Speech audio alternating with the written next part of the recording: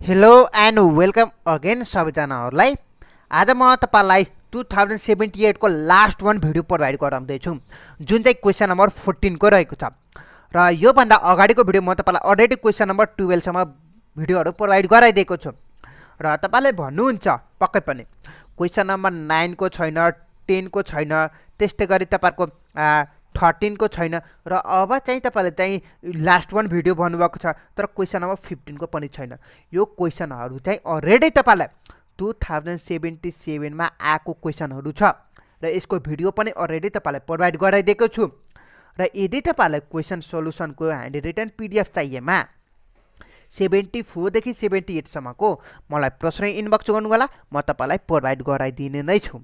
र म तपाईलाई भिडियोहरुमा यो भन्दा अगाडिको भिडियोमा के भनेको थिए होला पक्कै पनि 77 बाट 2077 बाट चारवटा क्वेशन रिपिट भएको छ जुन चाहिँ क्वेशन नम्बर 9, 10, 13 र 15 को रिपिट भएको छ।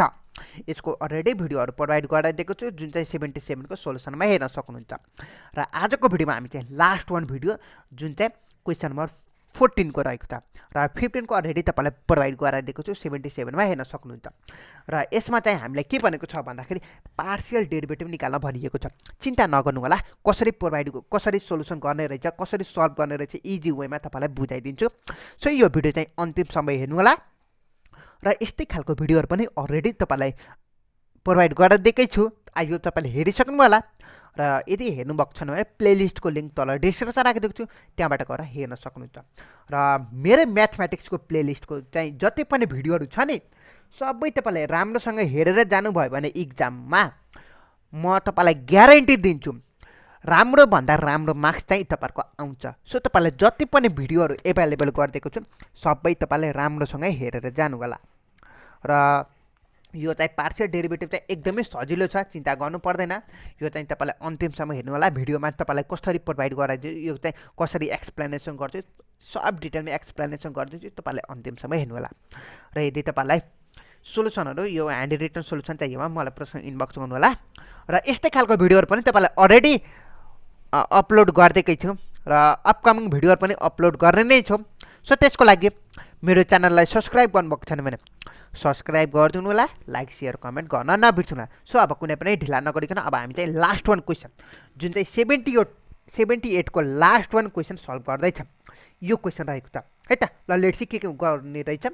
ल f of x, y equals to x square plus 2x cube y को square minus 3y square plus x plus y र पोइन्ट चाहिँ 1, 2 दिएको छ हो। भले इक्वेसन आई मानिदिए यसलाई पार्शियल डेरिभेटिभ भनेको छ। पार्शियल डेरिभेटिभ भनेको अर्थ के हो भन्दाखेरि एकचोटी x लाई कन्स्टेन्ट राख र अर्कोचोटी y लाई कन्स्टेन्ट राख। सो हामीले के गरेको छौं भन्दाखेरि हामीले चाहिँ एकचोटी है त हामीले सुरुमा यो इक्वेसन आई लाई ल्याङ्ग्वेज चाहिँ मेरो पीडीएफ मा भेटाउन सक्नुहुन्छ जुन चाहिँ 78 को पीडीएफ मा भेटाउन सक्नुहुन्छ है त। ल इक्वेसन आई लाई मैले डिफरेन्शिएट गरे विथ रेस्पेक्ट टु x सँग र हामीले यो बेला y लाई चाहिँ के गरेको छौं कन्स्टेन्ट राखेको छौं। सो पार्शियल डेरिभेटिभ गरेको छौं विथ रेस्पेक्ट टु x सँग र हामीले y लाई कन्स्टेन्ट राखेको छौं। बुझ्नु भयो? ल आई थिंक बुझिसक्नु होला। ल अब यो बेला हामीले के गर्छौं लेट्स सी त x सँग के रे डेरिभेटिभ गर्दै छौं, पार्शियल डेरिभेटिभ गर्दै छौं। सो यहाँ फंक्सन जे छ लेखिदिए है त x को क्यूब y को स्क्वायर minus 3y को square plus x plus y। ल अब जति पनि y छ नि त्यसलाई चाहिँ कन्स्टेन्ट मान्दिनुस् र कन्स्टेन्ट को डेरिभेटिभ तपाईलाई 0 हुन्छ हैन। ल x स्क्वायर को डेरिभेटिभ 2x भयो। ल अब यसमा चाहिँ तपाईहरुको 2x क्यूब लाई u मान्नुस् र y लाई चाहिँ v मान्नुस्। u डट v को फर्मुलामा लगाउनुस् है त। र तपाईलाई फर्मुला आफैले लगाउन सक्नुहुन्छ, मैले तपाईलाई यहाँ डाइरेक्ट गर्दै छु है त। सो यहाँ चाहिँ तपाईहरुको 6x स्क्वायर y स्क्वायर मात्र बाँकी रह्यो हो। ल अब कन्स्टेन्ट को डेरिभेटिभ तपाईहरुको 0 हुन्छ। सो तपाईहरुको 0 भयो, x को डेरिभेटिभ तपाईहरुको 1 भयो र y को डेरिभेटिभ तपाईहरुको 0 भयो। ल अब हाम्रो चाहिँ 2x प्लस 6x को स्क्वायर y को स्क्वायर आयो जुन चाहिँ पार्शियल डेरिभेटिभ चाहिँ के रे विथ रेस्पेक्ट टु x सँग गरेको छ। कुन चाहिँ y कन्स्टेन्ट राखेको बेलामा भयो हो। ल यहाँ 1 पनि रहेन त सरी 1 झुकिएको छु लेख्नको लागि। ल अब हामीले के गरेको छौँ भन्दाखेरि हामीले पोइन्ट दिएको छ नि 1,2। अब हामीले यो x को ठाउँमा 1 राखिदिन्छौँ, y को ठाउँमा 2 राखिदिन्छौँ है त।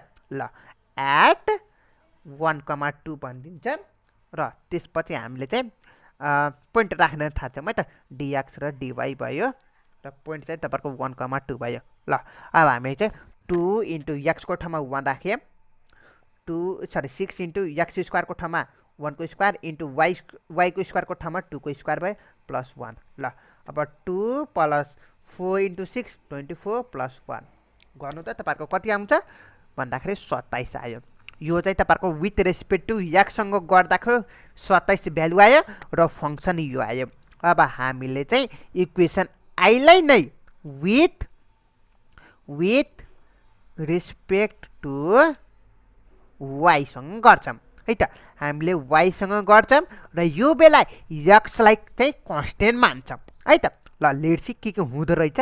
वाइसँग गरेको छौँ पार्सियली डेरिभेटिभ र एक्सलाई कन्स्टेन्ट मानेको छौँ राखेको छौँ भन्न खोजेको छु। ल अब फङ्सन के छ लेखिदिइहालौँ न त। पहिला फङ्सन लेखौँ न त अनि बल्ल अरू कुरा गरौँला है त। ल यो चाहिँ हाम्रो फङ्सन भयो। हामीले के गरेको छौँ विथ रेस्पेक्ट टु वाइसँग डेरिभेटिभ गर्दाखेरि एक्सलाई चाहिँ कन्स्टेन्ट राखेको छौँ, जुन चाहिँ अब यो कन्स्टेन्ट राख्दाखेरि 0 भयो।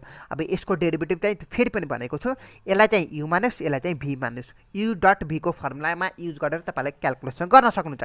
सो गर्दा गर्दा यो चाहिँ 2 2 4 एक्स को क्युब वाइ मात्र बाँकी रह्यो। अब 3y स्क्वायरको डेरिभेटिभ चाहिँ 6y बाँकी रह्यो हो। यो एक्सको कन्स्टेन्ट छ सो डेरिभेटिभ 0 भयो, y को डेरिभेटिभ 1 भयो। ल यो भयो। अब समग्रमा लेखिँदाखेरि 4x को cube y minus 6y plus 1 भयो, जुन चाहिँ तपाईँहरूको डेरिभेटिभ विथ रेस्पेक्ट टु वाइसँग गरेको छौँ पार्सियल डेरिभेटिभ, जुन चाहिँ यो इक्वेसन आयो हो। ल अब हामीले यो इक्वेसन आएपछि हामीले फेरि पनि पोइन्ट छ नि त 1,2 पोइन्ट छ। अब x को ठाउँमा 1 राखिदिनुहोस्, y को ठाउँमा 2 राखिदिनु सकिएको है त। ल अब 4 इन्टु 1 को क्युब इन्टु y को ठाउँमा 2 छ माइनस 6 इन्टु y को ठाउँमा 2 छ प्लस 1 जस्ताको तस्तै। सो 4 2 जा 8 भयो, 6 इन्टु 2 12 भयो प्लस 1 को भयो। अब गर्नुहुन्छ भने तपाईँहरूको माइनस 3 आयो। ल विथ रेस्पेक्ट टु वाइसँग गर्नुहुन्छ भने तपाईँहरूको भ्यालु माइनस 3 आयो, फङ्सन यो आयो। र हामीले एक्ससँग गर्नुहुन्छ भने भ्यालु यो आयो, फङ्सन यो आयो, सकिएको त। पार्सियल डेरिभेटिभ भन्नुको अर्थ एकचोटि वाइलाई कन्स्टेन्ट राख, अर्कोचोटि एक्सलाई कन्स्टेन्ट राख।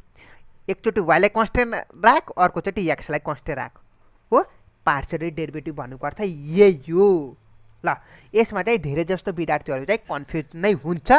मलाई जहाँसम्म लाग्छ हो कन्फ्युज हुने बाटो चाहिँ यहाँ हो क्या, यहाँ कन्फ्युज हुने बाटो। सो अबदेखि तपाईँलाई कन्फ्युज चाहिँ नहुनु होला है त।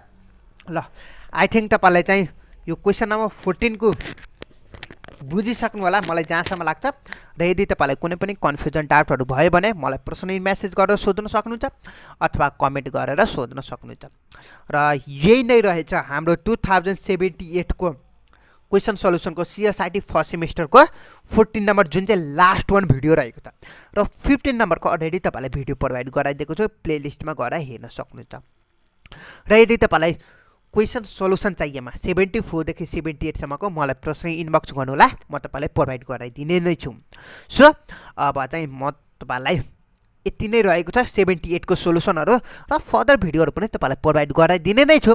सो त्यसको लागि चाहिँ च्यानललाई सब्सक्राइब गर्नुभएको छ भने सब्सक्राइब गरिदिनु होला, लाइक सेयर कमेन्ट गर्न नबिर्सनु होला। सो यति भन्दै अब यहीँबाट बिदा हुन चाहन्छु। सो इक्जामको लागि अल द बेस्ट र इक्जाममा चाहिँ तपाईँलाई राम्रोसँग नआत्तिकन दिनु होला। र मेरो भिडियोहरू पर जति पनि रहेको छ नि सबै डिटेलमा राम्रोसँग हेर्नुभयो भने तपाईँले इजिली पास गर्न सक्नुहुन्छ। सो मेरो भिडियो चाहिँ अन्तिमसम्म राम्रोसँग सबै भिडियोहरू हेर्नु होला। सो अब यति भन्दै आजको भिडियो यहीँ समाप्त हुन्छ। हस् त, थ्याङ्क यू, नमस्ते, सी यू सुन।